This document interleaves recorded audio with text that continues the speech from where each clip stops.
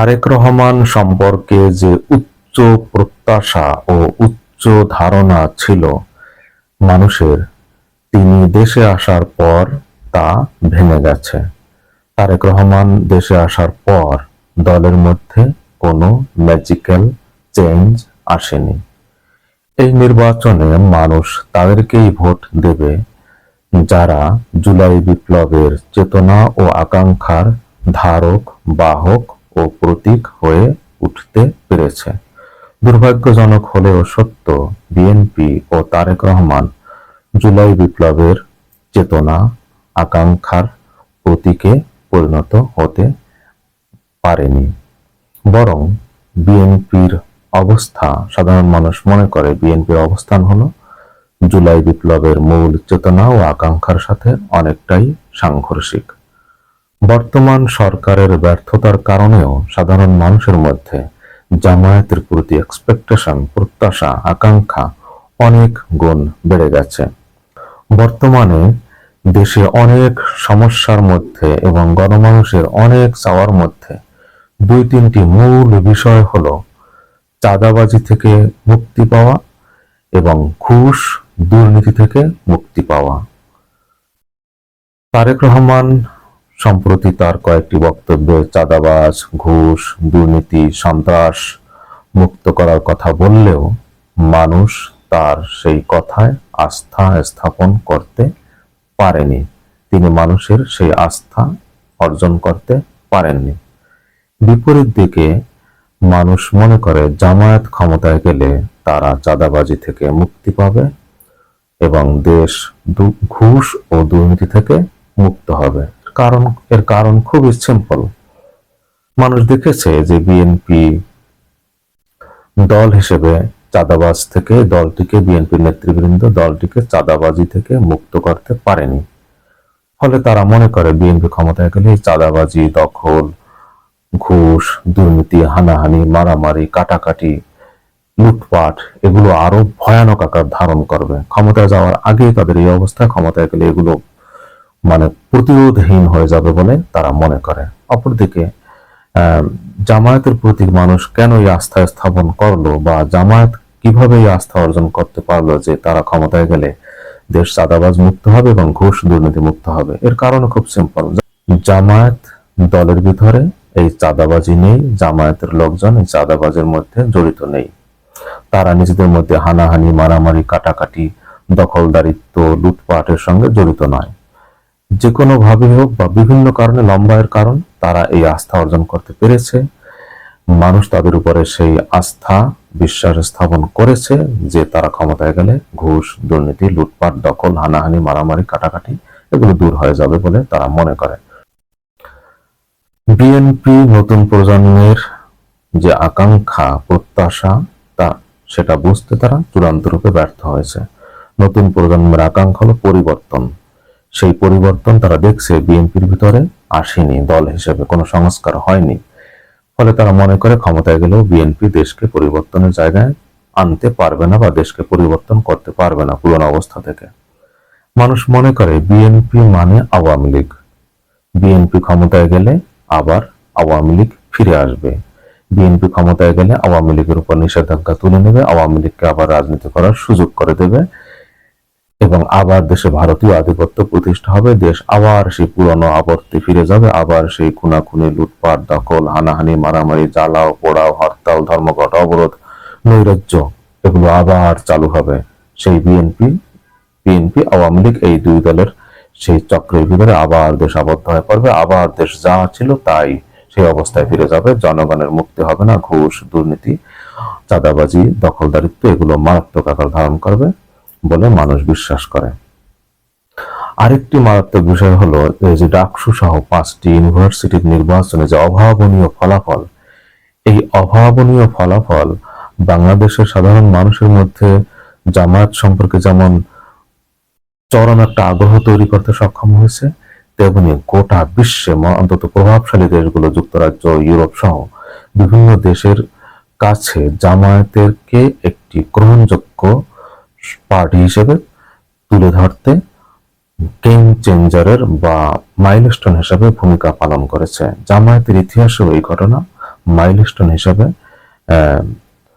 চিহ্নিত হয়ে থাকবে। অর্থাৎ গোটা বিশ্বে জামায়াতকে একটি গ্রহণযোগ্য দল হিসেবে এই 5টি ইউনিভার্সিটির নির্বাচনের সবচেয়ে বেশি শিক্ষিত সচেতন মানুষ যে রায় দিয়েছে, এইটাকে গোটা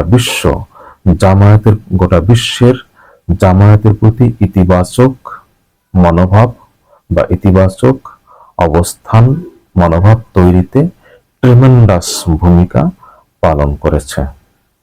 সাধারণ মানুষ আরো মনে করে বিএনপি ক্ষমতায় গেলে এই যে সংস্কার এগুলো কিছুই হবে না। বর্তমান সরকার এই গত 1.5 বছরে যত সংস্কার করেছে, যত কমিশন করেছে, এই সংস্কার সমস্ত রিপোর্ট কেজি দরে বিক্রি হওয়া ছাড়া এগুলোর আর কোনো ভূমিকা থাকবে না। সাধারণ মানুষের মধ্যে আরো একটি আশঙ্কা যে বিএনপি ক্ষমতায় গেলে এই যে বিচার, জুলাই গণহত্যা এবং গত 15 বছরের যে গুম, খুন, জুলুম, নির্যাতন, মানবতা বিরোধী অপরাধ, গণহত্যা, আয়নাঘর, জুলুম, নির্যাতন, বিরোধীদের দমন পীড়ন, এগুলোর বিচারও হবে কিনা তা নিয়েও জনগণের মধ্যে সংশয় তৈরি হয়েছে বিএনপি ক্ষমতায় গেলে।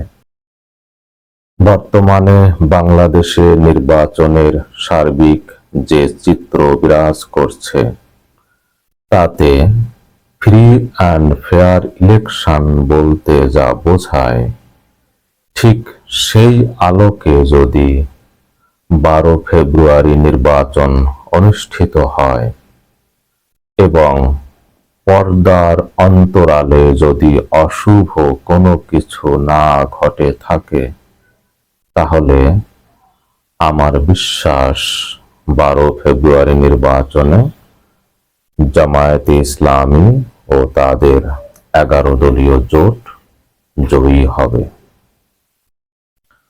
পর্দার অন্তরালে অশুভ কোনো কিছু ঘটার যে আশঙ্কার কথা বলেছি, সেটি এ কারণে যে আপনারা জানেন বর্তমান সরকার দায়িত্ব গ্রহণের পর দেশ থেকে ফ্যাসিবাদের দোসরদের, ফ্যাসিবাদ মাফিয়াতন্ত্র, শেখ হাসিনার নেতৃত্বে যে মাফিয়াতন্ত্র, তা দূর করার জন্য যে শুদ্ধি অভিযান পরিচালনার প্রয়োজন ছিল, সেটি এই সরকার করেনি।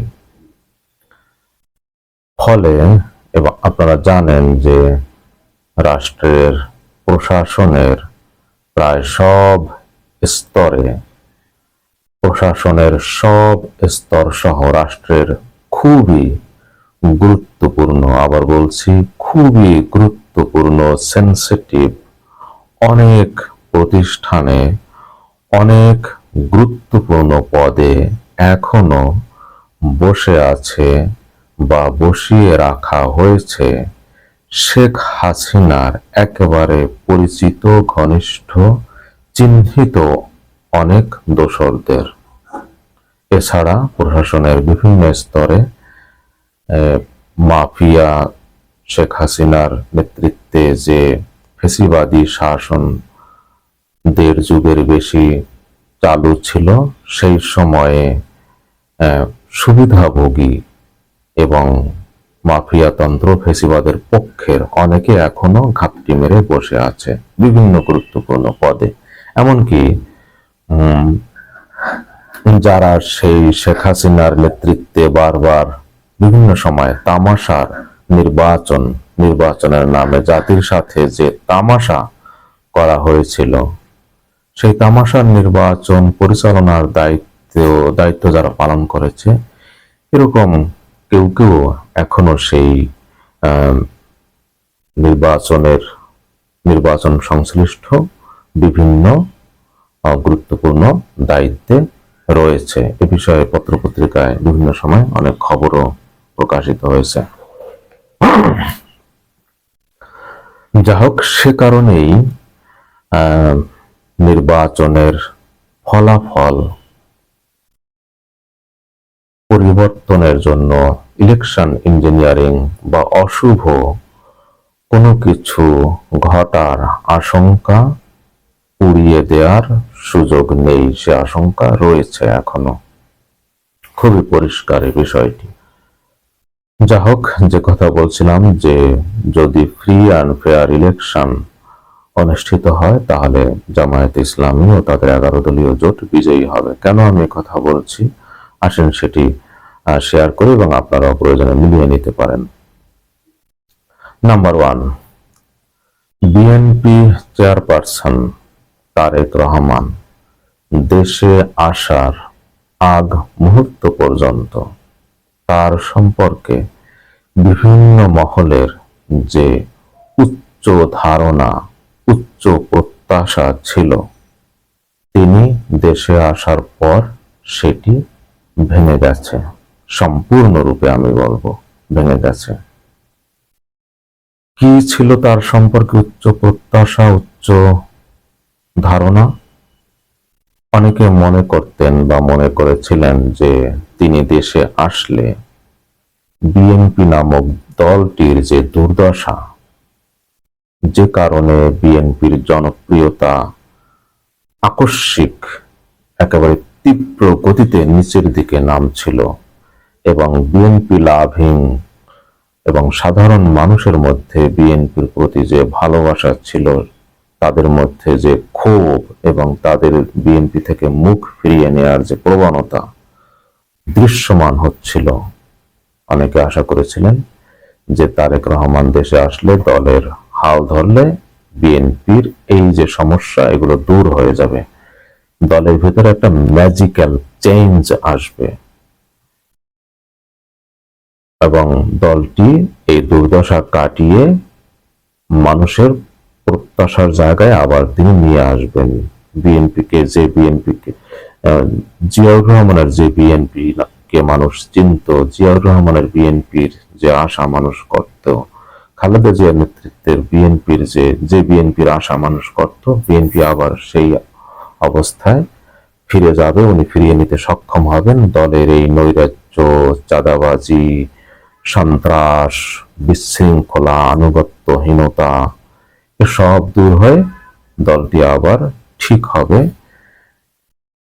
এটি ছিল মানুষের আশা। কিন্তু সেটি তো হয়নি, বরং এর সঙ্গে আরো অনেক নেতিবাচক দিক যোগ হয়েছে এবং জনপ্রিয়তার ধস সে আগের মতো বহাল শুধু নয়, বরং গতি লাভ করেছে। আমার অবজারভেশন, আপনারা একমত হতেও পারেন, নাও হতে পারেন। জনপ্রিয়তা ধস আরো তীব্র আকার ধারণ করেছে। বিশেষ করে নির্বাচনের মাঠে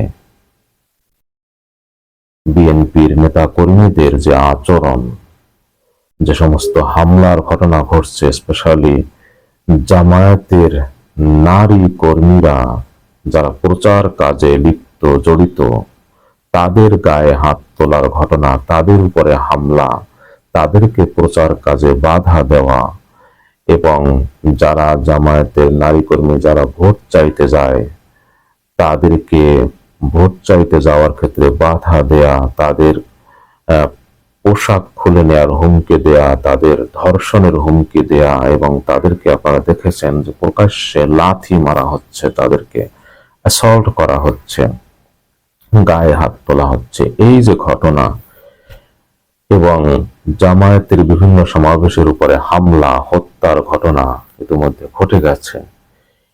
এই ঘটনাগুলো খুবই, এই যে বিশেষ করে নারী বোরখা পরা জামায়াতের নারীদেরকে হেনস্থা করার যে ঘটনা, তীব্র গতিতে বিএনপির জনপ্রিয়তা হ্রাসে ভূমিকা পালন করছে। নাম্বার 1 গেল। নাম্বার 2,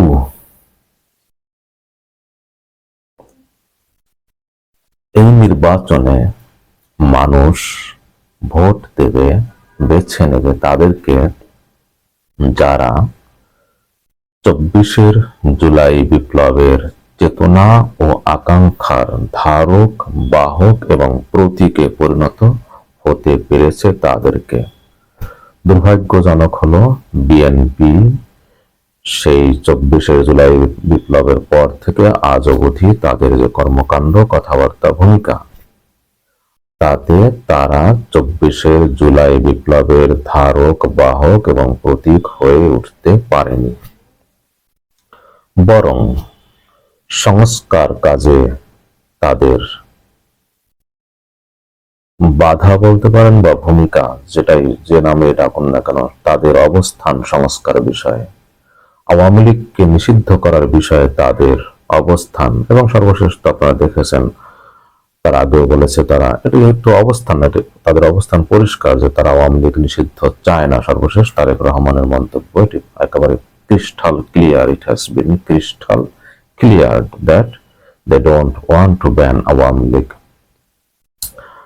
আওয়ামী লীগ নিষিদ্ধ করতে না চাওয়া এবং আওয়ামী লীগকে ভোটে অংশগ্রহণের পক্ষে তাদের অবস্থান, সংবিধান আওয়ামী লীগ আমলের সেই কাটা ছেঁড়া বা যে নামেই বলেন না কেন, সেই বাকশালী ফেসিবাদী সংবিধান পরিবর্তন করে নতুন সংবিধান রচনার ক্ষেত্রে বিএনপির বাধা, প্রেসিডেন্টকে অপসারণ, গণভোট, ভোট যা নির্বাচনের আগে হবে না পরে হবে, এই নিয়ে যে তীব্র বিএনপির আপত্তি, এবং সর্বশেষ গণভোট সম্পর্কে তাদের যে অবস্থান।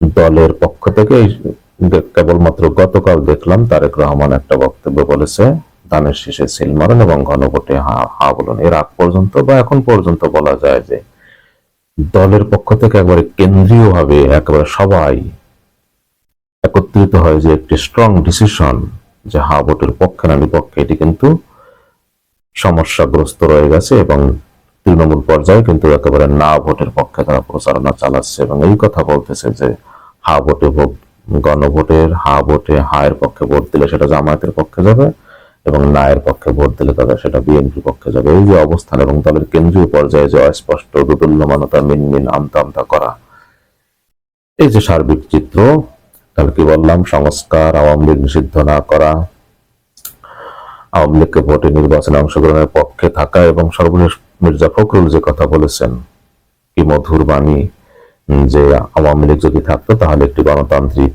প্রতিযোগিতার পরিবেশ থাকতো, এরকম যে একটি কথা তিনি বলেছেন। তো তাদের অবস্থান পরিষ্কার, তারা আওয়ামী লীগকে চায়, আওয়ামী লীগকে রাজনীতিতে অংশগ্রহণের সুযোগ দিতে চায় এবং আওয়ামী লীগের গায়ে ফুলের টোকা করবে না, আওয়ামী লীগকে তারা রক্ষা করবে, আওয়ামী লীগের বিরুদ্ধে মামলা মোকদ্দমা তুলে নেওয়ার, এই যে নানান বক্তব্য, যে সমস্ত কারণে বিএনপির জনপ্রিয়তা কমছে, এই সমস্ত কারণে বরং এটি স্পষ্ট প্রতিষ্ঠিত যে জুলাই বিপ্লবের চেতনা ও আকাঙ্ক্ষার সাথে বিএনপির অবস্থান সাংঘর্ষিক। পরিষ্কার। নাম্বার 2 গেল।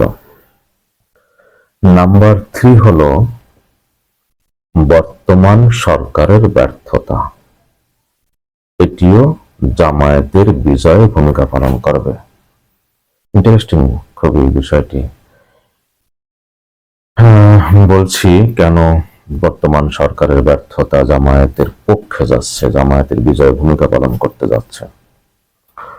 জুলাই বিপ্লবের পর, 24 জুলাই বিপ্লবের পর এই যে নতুন সরকার দায়িত্ব গ্রহণ করলো, এই সরকারের প্রতি মানুষের কি আকাঙ্ক্ষা ছিল আপনারা সেটি জানেন, আমাদের প্রত্যেকের মনে সেটি আছে। কি ছিল এই সরকারের প্রতি মানুষের প্রত্যাশা, কেমন বাংলাদেশ তারা চেয়েছিল? খুব সিম্পল, এটি বললে দীর্ঘ আলোচনা করা যাবে, সেদিকে যাচ্ছি না। আপনারা প্রত্যেকে মিলিয়ে নিন যে এই সরকারের প্রতি কি ছিল আকাঙ্ক্ষা এবং তারা সেটির কতদূর কি করতে পেরেছে। আমার মতে সেটি জনগণের এই সরকারের কাছ থেকে যে আকাঙ্ক্ষা ছিল সেটি এই সরকার করতে পারেনি, ব্যর্থ হয়েছে ভয়ানকভাবে। যে নতুন বাংলাদেশ মানুষ চেয়েছিল, এত বড় যুগান্তকারী ঘটনা শতবর্ষে এরকম ঘটনা একবার একটি জাতির ইতিহাসে আসে কিনা সন্দেহ। এইরকম অমিত সম্ভাবনা, যেখানে একটি দেশকে সম্পূর্ণরূপে পরিবর্তন করে পাল্টে দিয়ে নতুন করে গঠন করার মহা সুযোগ অনুগ্রহ আল্লাহ দিয়েছিলেন, তারা সেটি কাজে লাগাতে পারেনি। সেই কি বলবো আর, চরম হতাশাগ্রস্ত, দুর্দশাগ্রস্ত। অনেকে তো সেই কত আগে থেকে বলছে বিপ্লব সম্পূর্ণ বেহাত হয়ে গেছে। যা হোক, সেই যে আকাঙ্ক্ষা ছিল সেটি পূরণে তারা ব্যর্থ হয়েছে। যে কারণে আমি বলছি, আর একটু যোগ করে নিই, কিন্তু সেই আকাঙ্ক্ষা জনগণের, যে আকাঙ্ক্ষা এই সরকারের প্রতি ছিল, যে বাংলাদেশকে তারা দেখতে চেয়েছিল, সেটি দেখতে যে তারা পায়নি, সেই যে আকাঙ্ক্ষা জুলাইয়ের চেতনার আলোকে, জুলাইয়ের আকাঙ্ক্ষার আলোকে যে বাংলাদেশ তারা চেয়েছিল জুলাই পরবর্তী, সেই আকাঙ্ক্ষা কিন্তু এখনো মরে যায়নি। সেই আকাঙ্ক্ষা এখনো মরে যায়নি, সেটি এখনো বুকের ভিতরে তীব্র আকারে বিরাজমান আছে। মানুষ চায় সেটি। বারবার জুলাই বিপ্লব ব্যর্থ হওয়ার এবং একে ব্যর্থ করার যে ষড়যন্ত্র চারদিক থেকে শুরু হয়েছিল, মানুষ বারবার রাজপথে নেমে এসে জুলাই বিপ্লবকে এখনো টিকিয়ে রেখেছে কোনো মতে, এবং এখনো নিবু নিবু করে চলছে এই বিপ্লব। এবং এখন বলা হচ্ছে যে জুলাই বিপ্লব শেষ হয়ে যায়নি, এটি চলমান এবং এটাকে কমপ্লিট করতেই হবে anyhow, lest Bangladesh would not survive. যদি এই জুলাই বিপ্লব ব্যর্থ হয়, যদি আবার সেই পুরনো ধারায় ফিরে আসে ফ্যাসিবাদ, তাহলে বাংলাদেশ ব্যর্থ হবে, এই রাষ্ট্রের অস্তিত্ব বিপন্ন হবে। তাহলে মানুষ চায় যে জুলাই বিপ্লবে যারা অংশগ্রহণ করেছিল এনি হাউ জুলাই বিপ্লবের আকাঙ্ক্ষা চেতনা বাস্তবায়িত করতেই হবে, বাংলাদেশকে নতুন বাংলাদেশ গড়তেই হবে, পুরনো বন্দোবস্ত বাদ দিয়ে নতুন বন্দোবস্ত আসতেই হবে। তাহলে এই যে এই সরকার পারল না, কিন্তু যেহেতু এই চেতনা এই আকাঙ্ক্ষা মানুষের মনে এখনো জাগ্রত, তাই মানুষ চায় এটি বাস্তবায়ন হবে। এখন কার মাধ্যমে হবে? খুবই ইন্টারেস্টিং। মানুষ মনে করতেছে যে এটি বিএনপির পক্ষে সম্ভব না। তারা মনে করে এটি জামায়াতের পক্ষে পুরোপুরি হোক বা কোনো না কোনো মাত্রায় এটি বাস্তবায়ন তারা মনে করে সম্ভব জামায়াত ক্ষমতায় গেলে। মানুষ মনে করতেছে যে এই জুলাই বিপ্লবের আকাঙ্ক্ষা চেতনা সংস্কার নতুন বাংলাদেশ গড়া এটি বিএনপির মাধ্যমে সম্ভব হবে না, এটি জামায়াতের মাধ্যমে সম্ভব হবে। এখন আসতেছি যে কেন মানুষ মনে করছে যে বিএনপির মাধ্যমে এটি সম্ভব হবে না।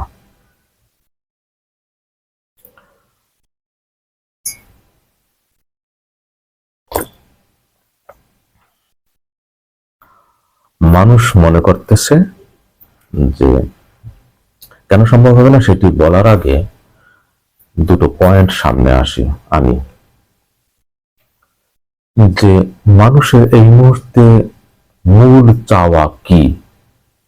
অনেক এই মুহূর্তে মানুষের এই দেশের কাছ থেকে, এই দেশের প্রতি, সমাজের প্রতি মানুষের কি আকাঙ্ক্ষা, সেটি আপনারা প্রত্যেকে যদি লিস্ট করেন, এক একজনের এক এক ধরনের প্রায়োরিটি সেখানে হবে। আপনারা প্রত্যেকে একটি লিস্ট করেন মনে মনে, এবং আপনারা জানেন কি আকাঙ্ক্ষা। এই আমি দুটো তিনটা পয়েন্ট বলছি, দেখুন আপনারা একমত হতে পারেন, নাও হতে পারেন। এই মুহূর্তে দেশের মানুষের মূল চাওয়া, সমস্ত চাওয়ার কেন্দ্রবিন্দুতে কি আছে? এক নম্বর হলো দেশ থেকে চাঁদাবাজ দূর হওয়া। আমি বললাম, আপনারা আরো যোগ করতে পারেন, কোনো আপত্তি নেই সেগুলোর সঙ্গে। মানুষের যার যা চাওয়া, কি চাওয়া, আমার মতে মানুষের জনাকাঙ্ক্ষা এক নম্বর হলো চাঁদাবাজ মুক্ত একটি Bangladesh, number one. Number two হয়েছে সরকারের যত সেবামূলক কাজ আছে, ঘুষ, দুর্নীতি, অনিয়ম, অন্যায়, অবিচার দূর করা। ঘুষ, মোটা দাগে বলে ঘুষ দুর্নীতি দূর করা, চাঁদাবাজ মুক্ত বাংলাদেশ, ঘুষ দুর্নীতি মুক্ত বাংলাদেশ। আর অনেক কিছুর সঙ্গে যোগ করা যায়, ন্যায় বিচার চাওয়া, দ্রব্যমূল্য ঠিক করা, বাজারের সিন্ডিকেট ভেঙে দেওয়া, মৌলিক অধিকার পেয়ে যাওয়া, বৈষম্য দূর হোক, কত কিছু বলা যায়, ঠিক না? আমি দুই তিনটা বললাম। মানুষের মূল চাওয়া এই মুহূর্তে চাঁদাবাজ মুক্ত বাংলাদেশ, ঘুষ দুর্নীতি মুক্ত বাংলাদেশ। ঘুষ দুর্নীতি যা রন্ধ্রে রন্ধ্রে ছড়িয়ে পড়েছে, মানুষ যার কাছে জিম্মি হয়ে পড়েছে, ঘুষ দুর্নীতিবিহীন সেবা পাওয়ার অধিকার।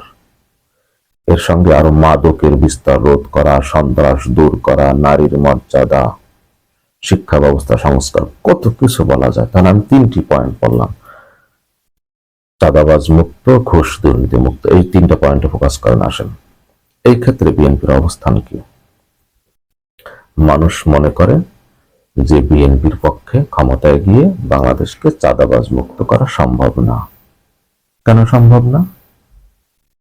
এই দলটি বর্তমানে ভয়ানকভাবে এই চাঁদাবাজের সঙ্গে যুক্ত, এবং এটি দলের কেন্দ্রীয় নেতৃত্ব এই দলকে চাঁদাবাজ মুক্ত করতে পারছে না, তাই তো? এখন যারা ক্ষমতায় যাওয়ার আগেই এই রকম ভয়াবহ পরিস্থিতির জন্ম দিয়েছে, অবতারণা করেছে, ক্ষমতায় গেলে তো তাদের হাতে একটি ক্ষমতা নামক ভয়াবহ আলাদিনের দৈত্য চেরাগ আসবে। তখন তো তাদের এই চাঁদাবাজির দূর করা তো দূরের কথা, বরং ভয়াবহ আকার ধারণ করবে এবং ক্ষমতার অপব্যবহারের যে কি নমুনা মানুষ দেখবে, তাতে মানুষ এখন চূড়ান্ত রূপে আতঙ্কিত। চাঁদাবাজ, সন্ত্রাস, ক্ষমতার অপব্যবহার, টেন্ডারবাজি, লুটপাট, দখল, এটি তাহলে আরো কতগুলো পয়েন্ট যোগ হলো: চাঁদাবাজি, টেন্ডারবাজি, লুটপাট, দখল, সন্ত্রাস, ক্ষমতার অপব্যবহার। মানুষ মনে করে বিএনপি ক্ষমতায় গেলে এইগুলো ভয়াবহ রূপ ধারণ করবে, দূর করা তো দূরের কথা। নাম্বার ওয়ান গেল, ঠিক আছে। আর ঘুষ, দুর্নীতি, অনিয়ম সরকারি কাজকর্মে, প্রাতিষ্ঠানিক, সরকারি, বেসরকারি শিক্ষা প্রতিষ্ঠান, সর্বত্র ঘুষ দুর্নীতির যে নৈরাজ্য চলছে, অনিয়মের, মানুষ মনে করে বিএনপি ক্ষমতায় গেলে এটিও দূর হবে না, বরং আরো বাড়বে। যদিও তারেক রহমান সর্বশেষ কয়েকটি সমাবেশে বলেছেন দুর্নীতি, সন্ত্রাসের ত্রুটি তিনি চেপে ধরবেন, নিজের দলের সন্ত্রাস, নিজের দলের কেউ সন্ত্রাস চাঁদাবাজি করলেও তিনি কঠোর হবেন, পদক্ষেপ নেবেন। তারেক রহমান বলছেন তিনি চাঁদাবাজ দূর করার পদক্ষেপ নেবেন, সন্ত্রাস, দুর্নীতি দূর করার পদক্ষেপ নেবেন। কিন্তু মূল কথা হলো মানুষ তার এই কথা এখন আর বিশ্বাস করে না। কি বলছি মনে রাখেন পয়েন্টটি, তিনি বলছেন বটে যে তিনি সন্ত্রাস দূর করবেন, চাঁদাবাজ দূর করবেন, ঘুষ, দুর্নীতি, অনিয়ম দূর করবেন, এরকম যা কিছুই তিনি বলুক না কেন, যা কিছুই ওয়াদা করুক না কেন, মানুষ, হ্যাঁ মানুষ বলতে আমি অ্যাজ এ হোল বলছি, দলের লোক একনিষ্ঠ তারা তো আছে, কিন্তু as a whole popular vote, যারা ডিসাইডিং ফ্যাক্টর, যারা কোনো দলের প্রতি বন্ডিংস নেই, যাদের কোনো দলের প্রতি বন্ডিংস নেই, যারা সিচুয়েশন দেখে বুঝে ভোট দেয়, পরিবর্তন অনুযায়ী ভোট দেয়, কখনো এই দলকে কখনো এই দলকে, ভালো করলে সার্বিক পরিস্থিতি বিবেচনা করে যারা ভোট দেয়, যারা দলের বাইরে, তারা মনে করছে তিনি তাদের, এই তারেক রহমান যে বলছেন ঘুষ, দুর্নীতি, চাঁদাবাজ, অনিয়ম দূর করবেন, বলছেন বটে, কিন্তু তিনি মানুষের আস্থা অর্জন, মানুষ তাতে আস্থা রাখতে পারছে না। This is the fact. মানে মনে রাখবেন এই পয়েন্টটি খুব ইম্পর্টেন্ট। মানুষ তার কথায় আস্থাশীল হতে পারছে না। কেন পারছে না? ওই যে বললাম আগে, যারা এখন দলের ভিতরে এইগুলো দূর করতে পারে না, তারা ক্ষমতায় গেলে এটি দূর কি বাত ভয়াবহ আকার ধারণ করবে বলে মনে করে। তাহলে একটি গেল। ঘুষ দুর্নীতির ক্ষেত্রেও একই কথা। নাম্বার ওয়ান গেল এটি। আরেকটি, কেন বিএনপির প্রতি মানুষ আস্থা রাখতে পারছে না? এই যে বললাম যে জুলাই বিপ্লবের চেতনা, আকাঙ্ক্ষা ও চেতনার আলোকে যে বাংলাদেশ চায়, সেই বাংলাদেশ গড়ার ক্ষেত্রে কেন বিএনপির প্রতি মানুষ আস্থাশীল নয়?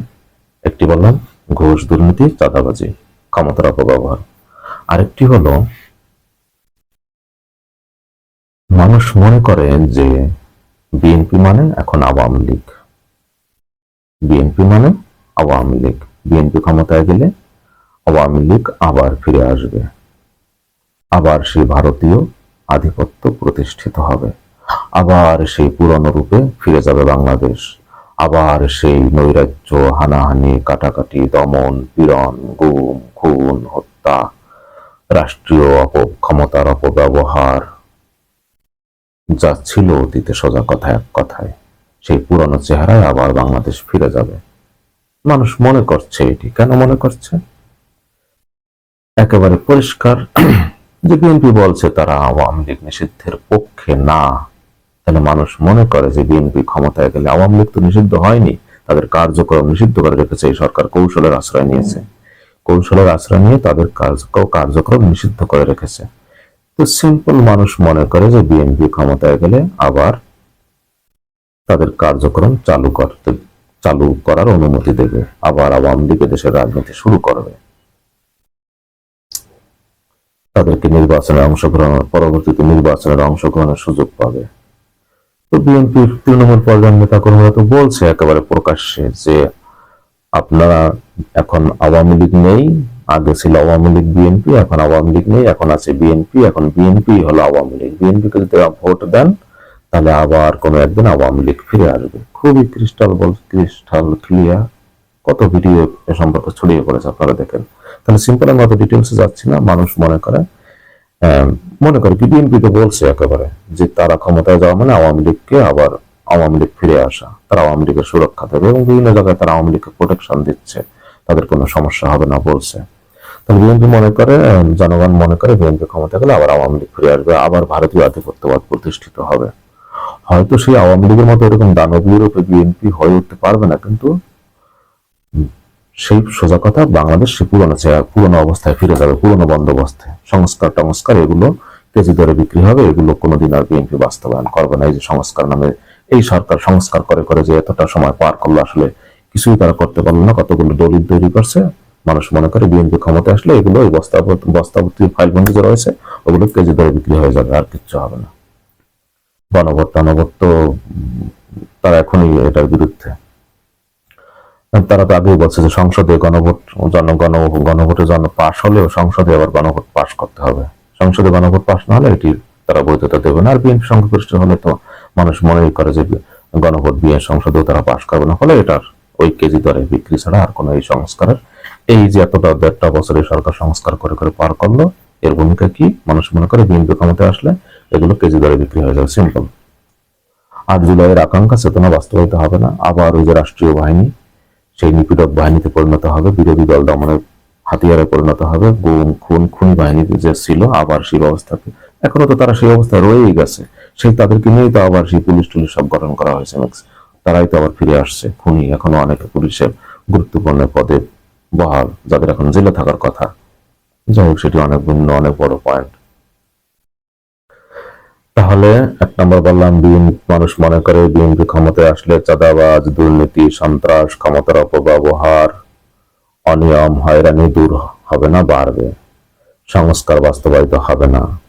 বিএনপি ফিরে আসা মানে আওয়ামী লীগ ফিরে আসা, বিএনপি ফিরে আসা মানে ভারতীয় আধিপত্যবাদ আবার প্রতিষ্ঠিত হওয়া, বিএনপি ফিরে আসা মানে আবার ওই আওয়ামী লীগ বিএনপি সেই মারামারি, কাটাকাটি, হরতাল, নৈরাজ্য, অবরোধ, জ্বালাও পোড়াওয়ের রাজনীতি, আবার সেই দমন পীড়নের রাজনীতি, পুরনো চেহারা, সিম্পল। এইটা মানুষ মনে করে ফিরে আসবে। তাহলে বিএনপি এগুলো দূর করার কথা বললেও মানুষ তারপর আস্থা রাখতে পারছে না। নাম্বার ঠিক তো গেল।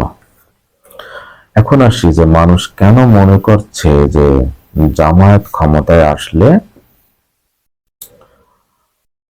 এই জুলাই বিপ্লবের চেতনা আকাঙ্ক্ষা বাস্তবায়িত হবে এবং চাঁদাবাজি, ঘুষ, দুর্নীতি, অনিয়ম, সন্ত্রাস, ক্ষমতার অপব্যবহার, লুটপাট, হানাহানি, মারামারি, কাটাকাটি এগুলো দূর হবে, সুশাসন চালু হবে। কেন মানুষ এটি মনে করছে? মনে করছে এই কারণে, খুব সিম্পল, যে বর্তমানে জামায়াত ইসলামী চাঁদাবাজি করে না। একেবারে সিম্পল, সব মানুষের কথা, যারা জামায়াতকে ভোট দেওয়ার কথা বলছে, এমনকি হিন্দু, আওয়ামী লীগ, খ্রিস্টান, হিজড়া, ভিক্ষুক, রাস্তার ফকির, যারা জামায়াতকে ভোট দেওয়ার কথা, কি বলছে তাদের বক্তব্যগুলো? জামায়াত চাঁদাবাজি করে না, নাম্বার 1।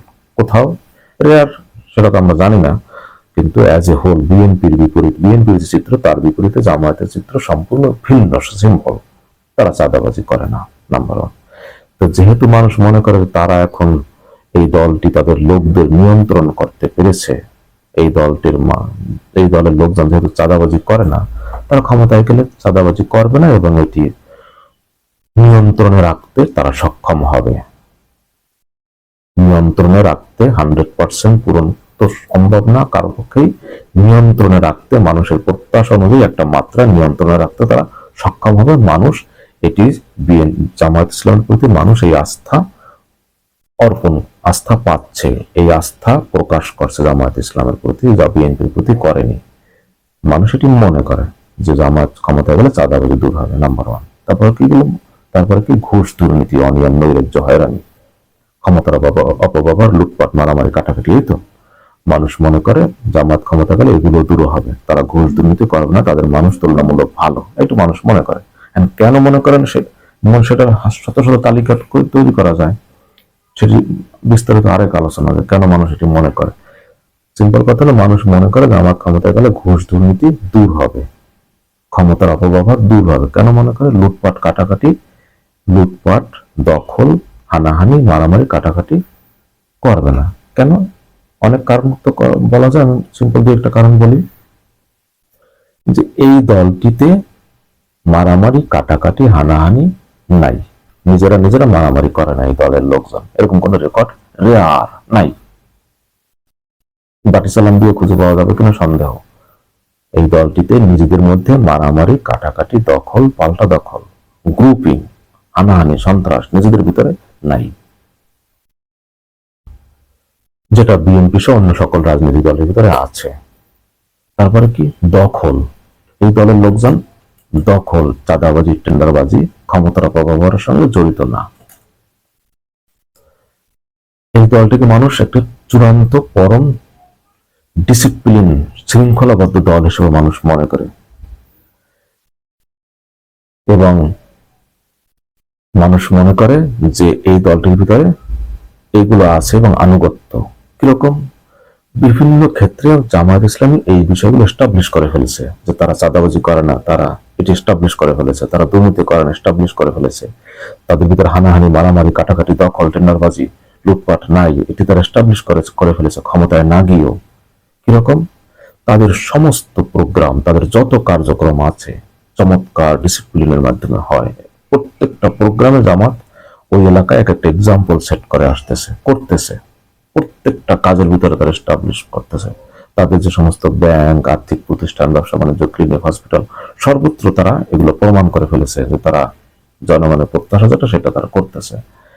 এবং দেখুন যে দলের ভিতরে কাউকে মনোনয়ন, নমিনেশন দিলে, যেটি বিএনপিতে আওয়ামী লীগে হয়, যে বিএনপিতে বর্তমানে 79টা আসনে 90-এর উপরে বিদ্রোহী প্রার্থী, নিজেদের দলের পক্ষ থেকে একজনকে প্রার্থী করতেছে, তার বিপরীতে কত বিদ্রোহী প্রার্থী দাঁড়িয়ে গেছে, দল এটি দমন করতে পারতেছে না।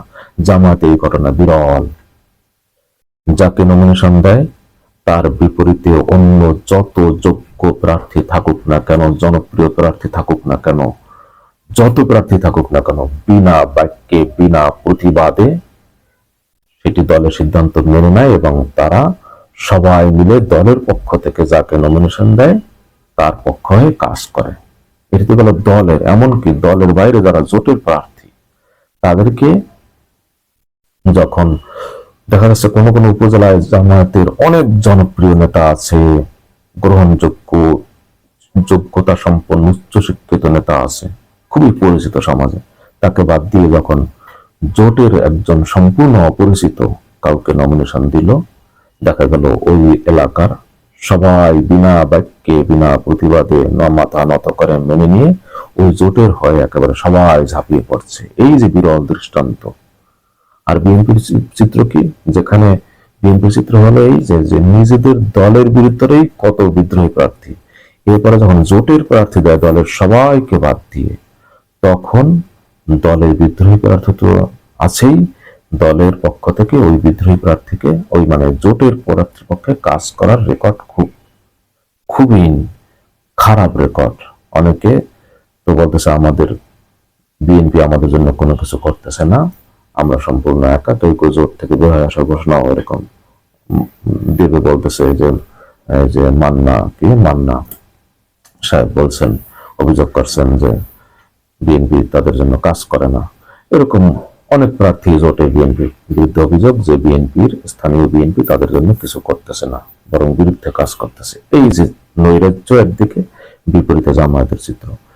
এরকম কত উদাহরণ আর কত ঘটনার ভিতরে জামায়াত মানুষের এই সমস্ত আস্থা অর্জন করেছে যে তারা ক্ষমতায় গেলে চাঁদাবাজি, দুর্নীতি, অনিয়ম, লুটপাট, দখল, খুনাখুনি, মারামারি, হানাহানি, কাটাকাটি, টেন্ডারবাজি, ক্ষমতার অপব্যবহার করবে না। এই সকল বিষয়ে তারা কত ঘটনার মাধ্যমে সমাজে এস্টাবলিশ করে ফেলেছে এবং মানুষের আস্থা অর্জন করে ফেলেছে যে হ্যাঁ, এটি তারা করতে সক্ষম হবে। এবং মানুষ মনে করে জামাত ক্ষমতায় গেলে ভারতীয় আধিপত্যবাদ আগের মতো প্রতিষ্ঠিত হবে না, সংস্কার হবে কোনো না কোনো মাত্রায়, দেশ জুলাই চেতনা, জুলাইয়ের বিপ্লবের আকাঙ্ক্ষা বাস্তবায়ন হবে। বিশেষ করে এনসিপি তাদের সঙ্গে যোগ দেয়, এটি আরো বদ্ধমূল হয়েছে। এনসিপি তাদের জামায়াতের সঙ্গে যোগ দেওয়াটাও একটি গেম চেঞ্জার, খুব গুরুত্বপূর্ণ ভূমিকা জামায়াতের বিজয়ের পক্ষে পালন করবে। যদিও জুলাই বিপ্লবের সঙ্গে জামায়াত, বিএনপি সহ বিভিন্ন দলের নেতা কর্মীরা কিন্তু জুলাই বিপ্লবের পর তো সবাই যার যার দলে ভাগ হয়ে গেছে। এনসিপির এই যারা জুলাই বিপ্লবে, তারা তো আর সেই সময় এনসিপি নামক কোনো দল ছিল না। যাই হোক, সেই জুলাই বিপ্লবের কিছু অংশগ্রহণকারী লোকদের নিয়ে এনসিপি গঠিত হয়েছে, কয়েকজন নেতা সেখানে আছেন, কিন্তু তার বাইরে অন্যান্য যারা ছিল তারা তো বিভিন্ন দলে ভাগ হয়ে গেছে, শিবিরে যারা ছিল শিবিরে চলে গেছে, ছাত্র দলে যারা ছিল ছাত্র দলে চলে গেছে, বিএনপি জামাতে সবাই যার যার মতো ভাগ হয়ে গেছে। তারপরও এনসিপি এই জুলাই বিপ্লবের একটি প্রতীক বা জুলাই বিপ্লবের একটি স্টেক হোল্ডার হিসেবে এখনো মোটামুটি ভাবে আছে, এবং বেশ মোটামুটি না বেশ ভালোভাবে মানুষ মনে করে যে জুলাই বিপ্লবের ভিতর দিয়ে এই দলটি গড়ে উঠেছে, এবং এই দলটি জুলাই বিপ্লবের পক্ষে, জুলাই বিপ্লবের চেতনা আকাঙ্ক্ষা বাস্তবায়নে এই দলটি অঙ্গীকারাবদ্ধ, গণভোটের পক্ষে তারা প্রচারণা চালাচ্ছে। সুতরাং এরকম একটি দল জামায়াতের পক্ষে আসায় এটি খুবই এই দলকে শক্তিশালী মজবুত করেছে এবং বিজয়ের পক্ষে বড় ধরনের ভূমিকা পালন করবে জনগণের তরুণ ভোটারদের ভোট টানার ক্ষেত্রে। তাহলে এটি গেল একটি। আরেকটি কি, জামায়াতের প্রতি এই যে মানুষের আস্থা, এক্ষেত্রে ডাকসু সহ বিভিন্ন বিশ্ববিদ্যালয়ের যে তাদের যে অভাবনীয় বিজয়, 5টি ইউনিভার্সিটি ছাত্র সংসদের যে জামায়াত সমর্থিত যে শিবির ছাত্র সংগঠন, সোজা কথা জামায়াতের ছাত্র শাখা, ছাত্রদের সংগঠন, তাদের যে অভাবনীয় বিজয়, এই বিজয়ও 12ই ফেব্রুয়ারির নির্বাচনে জামায়াত এবং 11 দলীয় জোটকে বিজয়ের পক্ষে খুবই গুরুত্বপূর্ণ ভূমিকা পালন করবে। আমাদের দেশে এতকাল ধরে ছাত্র রাজনীতি বলতে মানুষ কি বুঝতো? ছাত্র রাজনীতি বলতে মানুষ বুঝতো চাঁদাবাজি, টেন্ডারবাজি, দখল, হানাহানি, মারামারি, কাটাকাটি, সন্ত্রাস, লুটপাট, গ্রুপিং, খুনাখুনি, মাদক ব্যবসার সঙ্গে জড়া মাদক ব্যবসা এবং নারী ঘটিত কর্মকাণ্ড। মনে নাই ইডেন কলেজ কি করেছিল? ইডেন কলেজকে নারী সাপ্লাইয়ের একটি কেন্দ্রে পরিণত করেছিল আওয়ামী লীগ আমলে। বিভিন্ন বিশ্ববিদ্যালয়ের আবাসিক শিক্ষার্থীদের, ছাত্রীদের সেটিকে না বললাম, তাহলে এই যে ছাত্র রাজনীতি সম্পর্কে মানুষের মনে যে তীব্র ঘৃণার জন্ম হয়েছিল এতকাল ধরে, ছাত্র রাজনীতি বলতে যা মানুষ বুঝতো, তীব্র ঘৃণা মানুষের মনে, সাধারণ মানুষের মনে। আমি নিজে কতবার ফেসবুকে স্ট্যাটাস দিয়ে বলেছি যে আমি চাই বাংলাদেশের সকল শিক্ষা প্রতিষ্ঠান থেকে চিরকালের জন্য ছাত্র রাজনীতি নিষিদ্ধ করা হোক। এই ফেসবুকে আমি স্ট্যাটাস দিয়েছি, কারণ ছাত্র রাজনীতি মানে তো এই ছিল, এই ছাত্র রাজনীতি আমি ঘৃণা করতাম। তো এখন এই যে শিবির, তারা কি প্রমাণ করলো, তারা দেখালো তারা যা করছে তা তো স্বপ্নের মতো একটি ঘটনা, অভাবনীয়। এই ছাত্র রাজনীতি তো দেশের মানুষ বহুকাল, কতকাল, বিশেষ করে তরুণ প্রজন্ম তো কল্পনার অতীত ছিল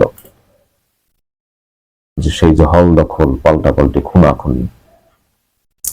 তাহলে এই যে শিবির বিজয়ের মাধ্যমে যে ভালো কাজগুলো ইতিমধ্যে করে ফেলেছে, মানুষের মন জয় করেছে, যা যা তারা তখন পর্যন্ত করছে, তারা তো প্রমাণ করছে যে তারা এই ছাত্র রাজনীতি মানে, শিবির প্রমাণ করেছে ইতিমধ্যে 4 মাসে ডাকসু সহ বিভিন্ন জায়গায়, এই ছাত্র রাজনীতি মানে চাঁদাবাজি নয়, টেন্ডারবাজি নয়, দখল নয়, লুটপাট নয়, হানাহানি নয়, মারামারি নয়, কাটাকাটি নয়, গ্রুপিং নয়, খুনাখুনি নয় নিজেদের ভিতরে, নারীবাজি নয়, মাদক নয়। ছাত্র রাজনীতি মানে অন্য কিছু, ছাত্রদের কল্যাণ, প্রতিষ্ঠানের কল্যাণে নিয়োজিত থাকা, প্রতিষ্ঠানের কল্যাণ করা, এই যে নৈরাজ্য চলছে প্রতিষ্ঠানে, শিক্ষা প্রতিষ্ঠানে, এগুলো দূর করা। ছাত্র রাজনীতি যে এরকম হইতে পারে এটা তারা প্রমাণ করছে, এবং এর একটি ব্যাপক প্রভাব সাধারণ মানুষের ভিতরে পড়েছে, যা 12 ফেব্রুয়ারি নির্বাচনে ভূমিকা পালন করবে। তাহলে 3টা পয়েন্ট বলেছি মোটা দাগে, যে তারেক রহমানের প্রসঙ্গ, তার সম্পর্কে যে উচ্চ ধারণা সেটি ভেঙে গেছে। 2 হলো বিএনপি সংস্কারের, বিএনপি জুলাই বিপ্লবের চেতনা আকাঙ্ক্ষার ধারক বাহক হতে পারেনি, বরং এর সঙ্গে তারা সাংঘর্ষিক নিজেদের প্রমাণ করছে, বিপরীত প্রমাণ করছে। 3 নম্বর হলো বর্তমান সরকারের ব্যর্থতা, সেখানে অনেকগুলো সাব পয়েন্ট বলেছি, বর্তমান সরকারের ব্যর্থতা। আরো কি, জামাতের ক্ষেত্রে আরো একটি উদাহরণ বলি যে অতীতে তারা 2 জন মন্ত্রী ছিল ক্ষমতায়, তাদের বিরুদ্ধে দুর্নীতির কোনো অভিযোগ নেই। এরকম বিভিন্ন ভাবে জামাত এস্টাবলিশ করেছে যে তারা মানুষ যেটা চায়, সেই গণ আকাঙ্ক্ষা, সুন্দর একটি বাংলাদেশ, সেটি তারা করতে সক্ষম হবে কোনো না কোনো মাত্রায়। 100% মনোভাব 100% পূর্ণ করা প্রত্যাশা সম্ভব না কারো পক্ষেই, কিন্তু একটি সন্তোষজনক মাত্রায় তারা এটি করতে পারবে বলে মানুষ বিশ্বাস করে, মনে করে। নাম্বার 4, খুব ইম্পর্টেন্ট একটি পয়েন্ট, সেটি হলো বিএনপি এই যে তরুণ প্রজন্ম, জেন জি জেনারেশন, এই যে জেন জি যে জেনারেশন জেড, তরুণ প্রজন্মকে বুঝতে সম্পূর্ণরূপে ব্যর্থ হয়েছে বিএনপি। মানুষ পরিবর্তন চায়, এই তরুণ প্রজন্ম, বিএনপি সেই পরিবর্তনকে বুঝতে সম্পূর্ণরূপে ব্যর্থ হয়েছে। পরিবর্তন বলতে কি বোঝে তরুণ প্রজন্ম, এটা যদি আপনি বুঝতে না পারেন এবং বুঝতে সম্পূর্ণ ব্যর্থ হওয়ার কারণে, পরিবর্তন মানে কি, অর্থাৎ ডিটেলস যাচ্ছে না, শুধু সিম্পলি বলি যে পুরনো যে বাংলাদেশ, সেই বাংলাদেশে এই তরুণ প্রজন্ম যারা জুলাইয়ে রক্ত দিয়েছে, অংশগ্রহণ করেছে, জীবন দিয়েছে, যারা বেঁচে আছে, জুলাই বিপ্লবে অংশগ্রহণকারী এবং সমর্থনকারী কোনো মানুষ সেই পুরনো বাংলাদেশ আর চায় না, তারা পরিবর্তন চায়। কিন্তু তারা দেখছে বিএনপি ক্ষমতায় আসলে সেই পরিবর্তন হবে না। মোটা দাগে দু একটি কথা বলি, অর্থাৎ বৈষম্যহীন বাংলাদেশ, যেখানে ন্যায় বিচার থাকবে, প্রত্যেকের মর্যাদা প্রাপ্য অধিকার পেয়ে যাবে, যোগ্যতা অনুযায়ী চাকরি পাবে, মাথা উঁচু করে বিশ্বের বুকে যেখানে তরুণরা দাঁড়াতে পারবে, তাদের মেধা প্রয়োগ করতে পারবে, গবেষণা করতে পারবে, বিদেশে পাড়ি জমাতে হবে না, যেখানে প্রত্যেক 5 বছর পর পর সর্বত্র সুন্দর নির্বাচন হবে, সংস্কার হবে, পুরনো বন্দোবস্ত থাকবে না, আইনের শাসন থাকবে, ন্যায় বিচার থাকবে, রাষ্ট্রীয় বাহিনী যেখানে দমন পীড়নের হাতিয়ার হিসেবে ব্যবহার করা হবে না, রাষ্ট্রীয় বাহিনী যেখানে খুনি বাহিনীতে পরিণত হবে না, রাষ্ট্রীয় বাহিনী যেখানে নিপীড়ক বাহিনীতে পরিণত হবে না, জনগণের উপরে রাষ্ট্রীয় বাহিনীকে যেখানে লেলিয়ে দেওয়া হবে না, যেখানে জিয়াউলের মতো দানব, জিয়াউল হাসানের মতো দানব তৈরি হবে না,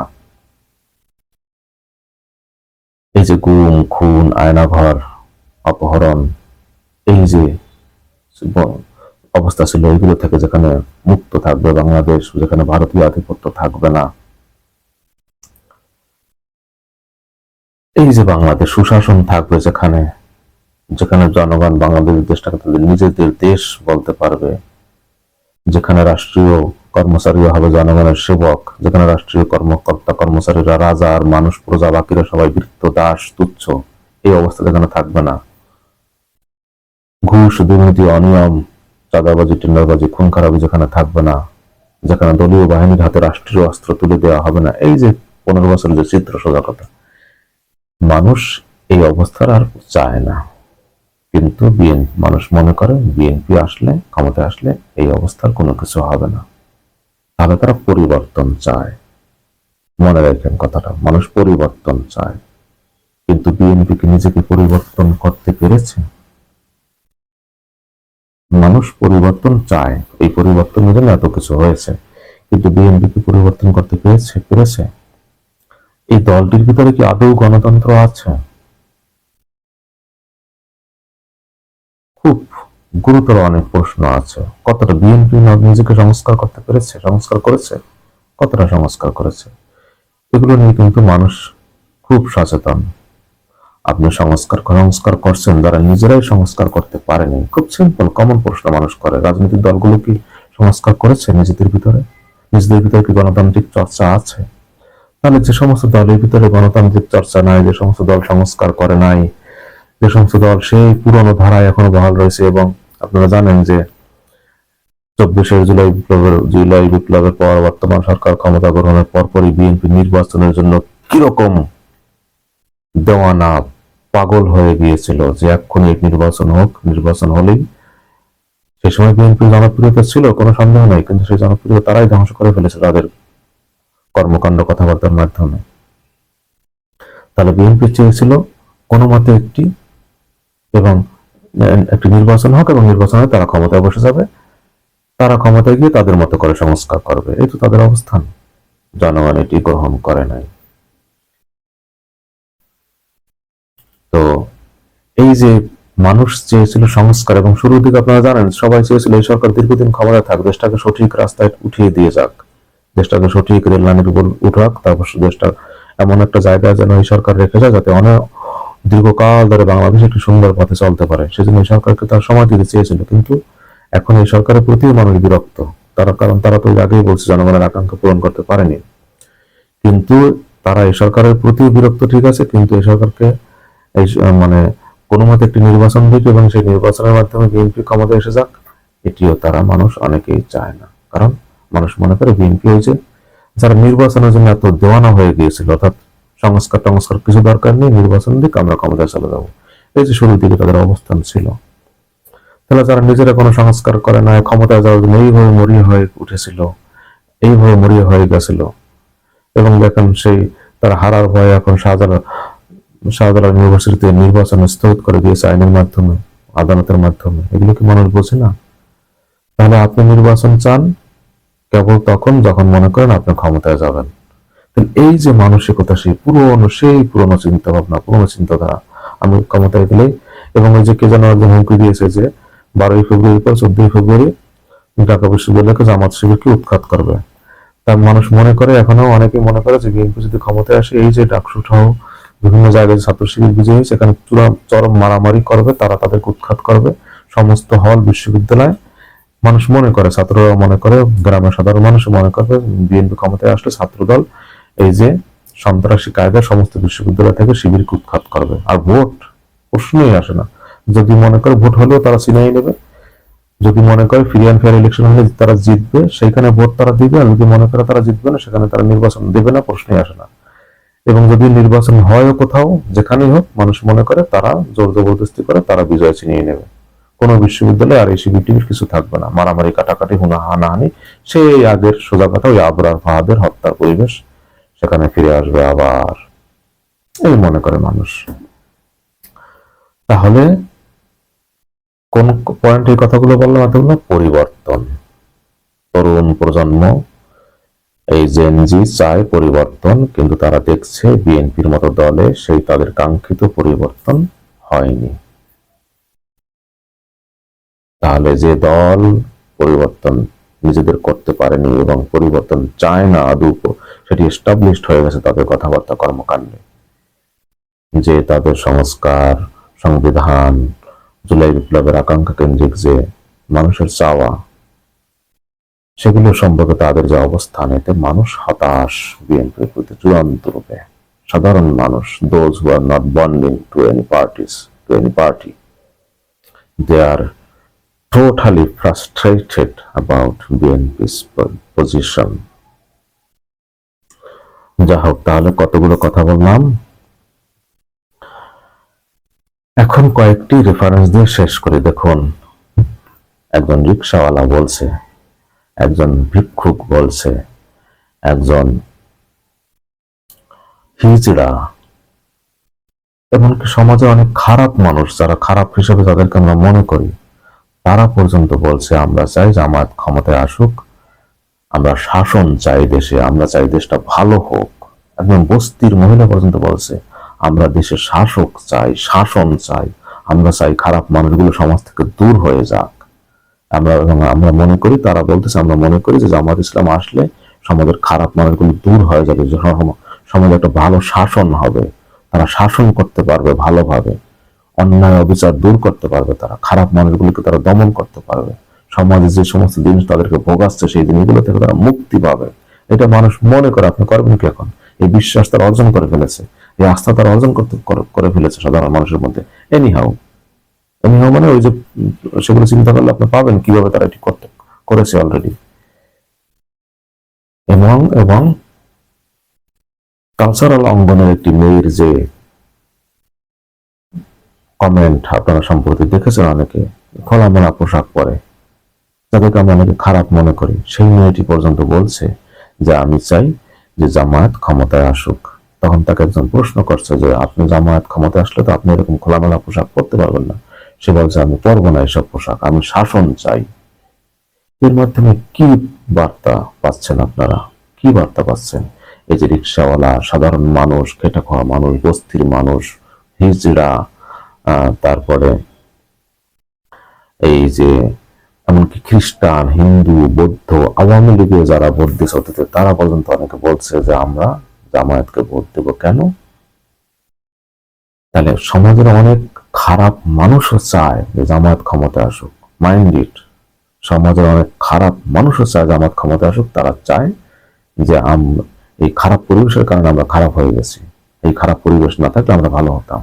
এবং তারা চায় তাদের সন্তানরা ভালো হোক, ভালো পরিবেশ পাবে, তারা ভালো পরিবেশ হোক, সমাজ থেকে খারাপ মানুষ দূর হয়ে যাক, এটি চায় মানুষ। এটি মানুষের একান্ত বাসনা, বেসিক ইনস্টিংক্ট এগুলো মানুষের।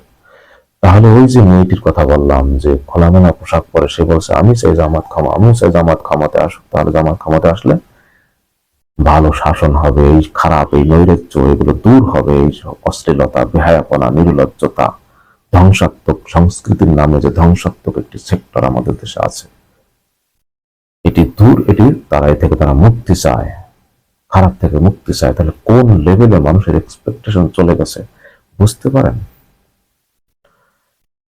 এখন একটি প্রশ্ন আমাকে করতে পারেন অনেকে যে আমি যে কথাগুলো বললাম এগুলো হয়তো আবেগের কথা, এগুলো কোনো তথ্যবহুল না। অনেকে বলতে পারেন যে অতীতের নির্বাচনের পরিসংখ্যান এনে যে সারা দেশে বিএনপির এত সমর্থন, অতীতে বিএনপি এত আসন পেয়েছে, তাদের এই সমস্ত ঘাঁটি, এত পকেট আছে, এত ঘাঁটি আছে, এত ভোটার, তাদের কতবার এমপি হয়েছে, কত জনপ্রিয় নেতা, এইখানে কেমন করে জামাত জিতবে, অতীতে বারবার যেখানে জিতেছে। এই সমস্ত অতীতে নির্বাচনের পরিসংখ্যান দিয়ে যারা কথা বলতে চান, তাদের সাথে আমার কথা মিলবে না। কারণ হলো ওইসব পরিসংখ্যান টংখ্যান আর কোনো কাজে আসবে না। জুলাই বিপ্লবে যেরকম অপ্রত্যাশিত ঘটেছিল অনেক কিছু, ওই রকম অপ্রত্যাশিত অনেক কিছু ঘটবে বলে আমি বিশ্বাস করি। সব পরিসংখ্যান টংখ্যান সব উল্টে যাবে, সব ম্যাসাকার হয়ে যাবে, গণজোয়ারে সব ভেসে যাবে। অতীতের সব পরিসংখ্যান কোনো কাজে আসবে না। ফলে ওই সমস্ত হিসাব নিকাশ কোনো কাজে আসবে না। মানুষ ভোট দেবে এবার মার্কা দেখে, মার্কা, এবং মার্কার পক্ষে জোয়ার উঠেছে, এবং সেই মার্কা হলো দাঁড়িপাল্লা এবং 10 দলীয় জোট, 11 দলীয় জোটের মার্কা। এটি আমি জনসাধারণের মধ্যে হেঁটে চলে কথাবার্তা বলে যেটি দেখতে পাচ্ছি, বুঝতে পারছি, সেটি আমার অনুধাবন, সেটি আমার পারসেপশন, সেটি আমার চিন্তা। আপনারা এর সঙ্গে এক হতেও পারেন, নাও হতে পারেন। তবে ওই যে বললাম, সবচেয়ে বড় আশঙ্কা রয়ে গেছে। আমি বলছি if elections takes place in free and fair environment, তাহলে যদি সুষ্ঠু, প্রকৃত অর্থে সুষ্ঠু, নিরপেক্ষ, স্বতঃস্ফূর্ত নির্বাচন বলতে যা বোঝায় সেটি যদি অনুষ্ঠিত হয়, এখন এই নির্বাচন, সুষ্ঠু নিরপেক্ষ নির্বাচন অনুষ্ঠান এবং ফলাফল বদলে দেওয়ার যে একটি আশঙ্কার কথা বললাম, সেক্ষেত্রে জামায়াতের ক্ষেত্রে, এই যে বললাম জামায়াতের ক্ষেত্রে সবচেয়ে বড় চ্যালেঞ্জ এখন হলো, যেহেতু তারা পরিবর্তনের কথা বলছে, দেশকে পরিবর্তন হবে বলে মানুষ বিশ্বাস করে, সেক্ষেত্রে এটাই তাদের জন্য সবচেয়ে বড় চ্যালেঞ্জ। আবার এই যে মানুষের এক্সপেকটেশন, তারা যা যা করবে বলতেছে, এটি তাদের জন্য অনেক বড় চ্যালেঞ্জ। কিভাবে? যেহেতু দেশে ফ্যাসিবাদের দোসররা রয়ে গেছে, যেহেতু প্রশাসন সহ সমাজের গুরুত্বপূর্ণ সকল স্তরে, সকল প্রতিষ্ঠান এবং সমস্ত এস্টাবলিশমেন্ট জামায়াত আসলে, যারা, অর্থাৎ যারা খারাপ মানুষ, যারা খারাপের সঙ্গে জড়িত, মানে মাফিয়া চক্র, খারাপ মানে সিম্পল সাধারণ মানুষ যারা খারাপ, তারা ভালো হতে চায়, কিন্তু আমি বলছি যারা মাফিয়া, যারা রাষ্ট্র পরিচালনায়, মানে ওই যে অলিগার্ক নামে যারা পরিচিত, যারা অদৃশ্যভাবে ক্ষমতা নিয়ন্ত্রণ করে, অলিগার্ক আপনারা একটু শুনবেন, অর্থাৎ যারা ক্ষমতার পদে না থেকেও ক্ষমতার নিয়ন্ত্রক, রাষ্ট্রের বিভিন্ন ডিপ স্টেট নামে যারা পরিচিত। ডিপ স্টেট বলতে মানে those who are powerful in the society's establishment, those who control powers behind the scene. রাষ্ট্রের প্রতিষ্ঠিত শক্তি, গোয়েন্দা সংস্থা বলেন, মানে সশস্ত্র বাহিনী বলেন, যারা ক্ষমতার নিয়ন্ত্রক ভূমিকা পালন করে, যারা সরকারকে ক্ষমতায় টিকিয়ে রাখার ক্ষেত্রে ভূমিকা পালন করে, যেমন হাসিনাকে ক্ষমতায় টিকিয়ে রাখার ক্ষেত্রে কারা কারা ভূমিকা পালন করেছিল?